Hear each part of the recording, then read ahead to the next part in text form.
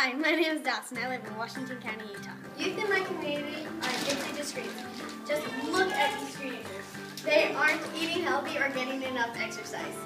They need to get moving so they can be healthy 4-Hers like me. It's time for some 4-H activity. Let's move.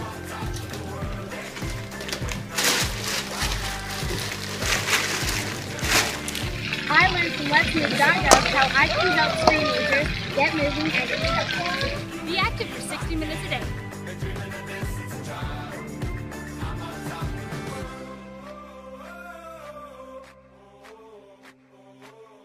Try new fruits and vegetables. Drink smart.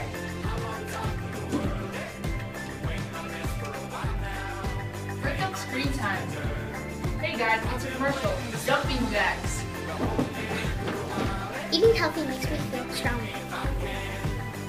Thanks, Dawson. Don't be a screenager.